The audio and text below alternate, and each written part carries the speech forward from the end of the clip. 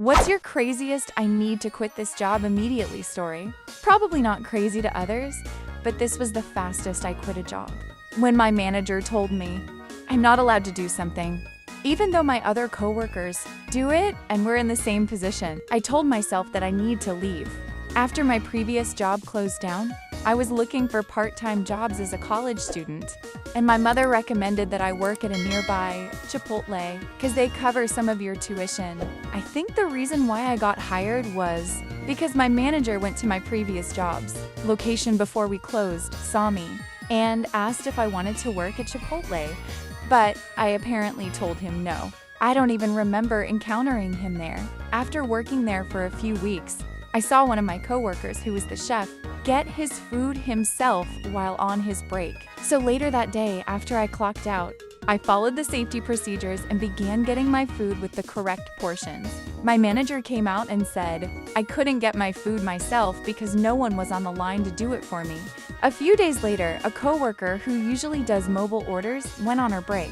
And as she was getting her food, our manager was there, and he didn't say a word to her. He doesn't even follow that rule himself. This was only the general manager.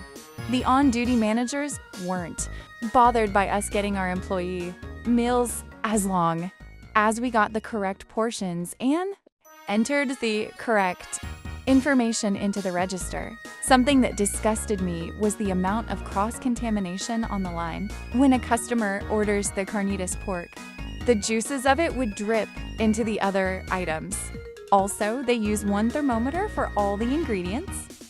And after taking the temperature of each item, they just wiped the thermometer with a piece of paper or a wet rag without changing the side of the paper or rag after each wipe. The only thing I like about Chipotle is their Tractor beverages. I found a job at a retail store and put my 2-week notice in for Chipotle. However, on a day I was scheduled for training at the new job, I was scheduled at Chipotle.